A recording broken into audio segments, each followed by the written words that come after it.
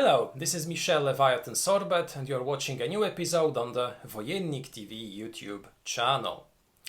Today I would like to continue my cycle of videos about the HEXplore system published by Mariucci J Designs. I have already shown you on our channel the Valley of the Dead King, then the Return to the Valley of the Dead King, the expansion for the core game, then the Forests of Adrimon, and now it is time to open the second expansion to this system, the Return to the Forests of Adrimon. Now this expansion reminds us a lot of the Return to the Valley of the Dead King because the idea is pretty much the same. We receive a core box with all the basic elements, the Valley of the Dead King and the Forests of Adrimon, and alongside we receive also an expansion which will furthermore add new elements, expand the story, and which will also enable us to play as the villain. That's the most important addition of each expansion. In the first case you could play the Dead King. Now you will be able to play Adrimon the magi.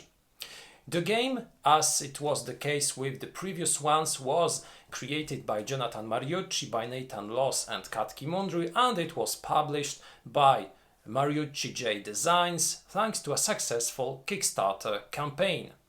Now, what we will find inside this box, and will it resemble the contents of the Return to the Valley of the Dead King? Let's check it out right now. Here is the box of Return to the Forests of Adrimon, the expansion for HEXplore. As you can see, the box is of the same size that the basic game, but it is much less deeper than the basic game. It's the same type of box that was used to store the elements of the Return to the Valley of the Dead King. The box cover with LON, with the mystic creature that lived in the forest which was taken by Adrimon. The box cover very nice, the picture also very nice, but to be frank, if I were to compare the two expansions, I really prefer Alabast because the box cover of the Return to the Valley of the Dead King is just breathtaking. This one is great, it's fantastic, but it's hard to beat Alabast. It's really superb. Now, on the other side of the box, as always, we can take a look at the elements which are enclosed in the box, some cards, some dice, a really nice picture on the box back, a nice information, the way is dark, and then description what this expansion is about with the list of the box contents. Let's take a look at them, how they look if we open the box. First of all, we receive something which reminds us a lot of we've already found in the box of the Return to the Valley of the Dead King. So we receive additional traits. Traits were absent in both core games, so both in the Valley of the Dead King and the Forests of Adrimon, they were added in the expansion boxes. And those traits are different than those which were present in the Return to the Valley of the Dead King. So now we can become aggressive or gentle or even wild. Those traits will be another factor which will differentiate our characters. We will not only use the character cards, not only the race cards, we will also add to them the traits which will furthermore increase the number of possibilities of creation of our own characters. Additionally, apart the trait cards, we receive also some tokens. Tokens which will be used, for instance, to indicate the control of Adrimon, as I suppose, and the control of Adrimon over some bosses which were present in the base game of the Forests of Adrimon. As it was the case in the Return to the Valley of the Dead King, we receive a set of 3 dice. A grey one, a black one, and another one, a dark red die. Those dice will be used, as I suppose, to play Adrimon herself. We receive some additional mats. First of all, additional characters, additional heroes which we will be using, for instance the Rune Master, as you can see, with a fantastic artwork on the other side of the mat. Then the Wellspring Channeler, which will be the second character found in this expansion, also with a nice picture resembling to a centaur.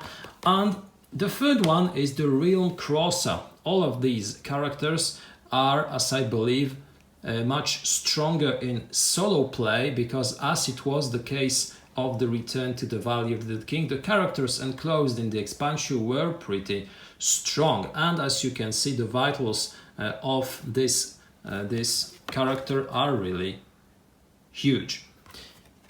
We received some new villains, some new bosses, for instance the High God Captain, which is a level 6 opponent, a Noble, which is the level 3 opponent, and that was also present on the box back, where we could already find the same picture.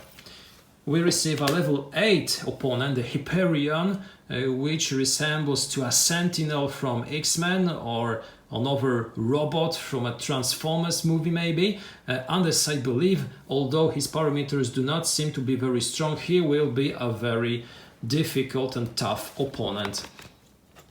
The level 9 will be Elwyn the Dryad, which normally is or was someone positive in this world, in this forest, but unfortunately, as I believe, she was captivated and she was being transformed by Adrimon. Level 9, so she will be the ultimate opponent. And we receive Adrimon, so the playing mat which will allow us to play Adrimon the Magi herself. As it was the case of the Dead King, we receive some slots where we will be placing information about the vitals, about the abilities, where we will be able to stock rituals. So I believe the way that we will be playing Adrimon will resemble a lot the way that we played the Dead King. On the other side, the same structure of the information, the Magi's phase, where we can see how a turn will look like, and the rewards table. A rulebook. The rulebook of the Return to the Forests of Adrimon is 52 pages long. It will include information about the additional elements enclosed in the box, about the Elowen's Grove, about new bosses, about the mode which will enable us to play Adrimon against all the other players, the Magi's Face, the Magi's card, and some information about Valor. And so it's hard to tell what exactly is found in this rulebook, what are the differences when we compare it to the Return to the Valley of the Dead King. I will take a look at it and I will explain it during a future review.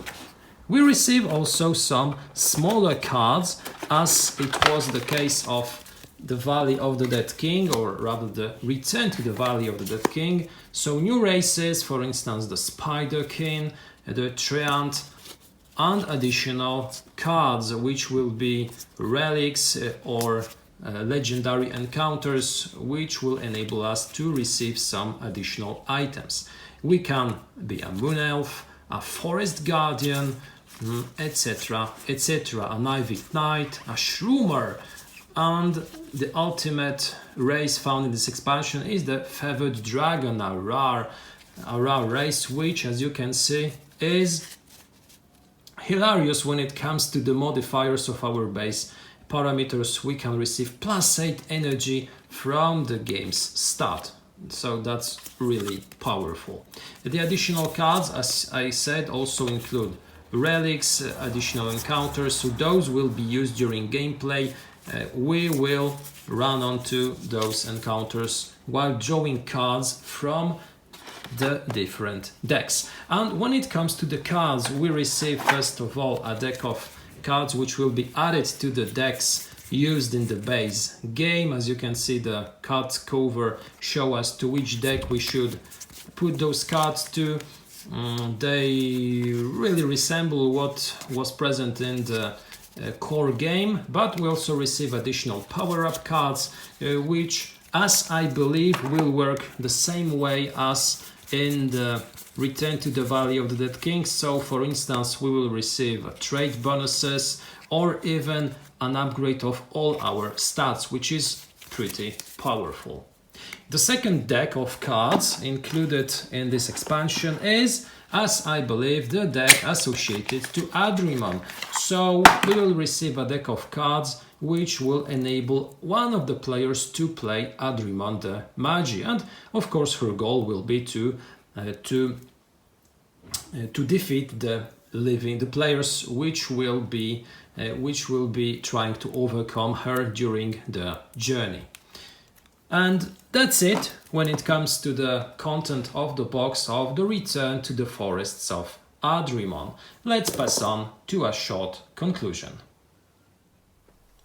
Opening the box of the Return to the Forests of Adrimon was something of a déjà vu for me, because those elements, the box size, really resembles the things that we received in the box with the Return to the Valley of the Dead King. So the list of the components is pretty much the same. We receive some new characters, we receive some new bosses, we receive additional cards which will enable us to play as the villain. So I really had the feeling that I am unboxing once more the same game. But remember, the Forests of Adrimon works differently than the Valley of the Dead King. Those are two games which are very similar when it comes to the mechanisms used, but the difference is firstly in some of the core mechanics, and secondly in the details, in the cards. The cards in each opus will work differently. We receive different characters, we receive different races, we receive different types of encounters. The thing that is, in my opinion, the same are the power-up cards. That's a small difference, that's a small thing, that's a small issue, and I believe this type of cards should be the same unless there are some additional mechanisms which are absent from the other title. But the other elements still are very different, and that's all the thing about, because those games are meant to be different and are meant to create new stories, different stories. I hope it will be the case.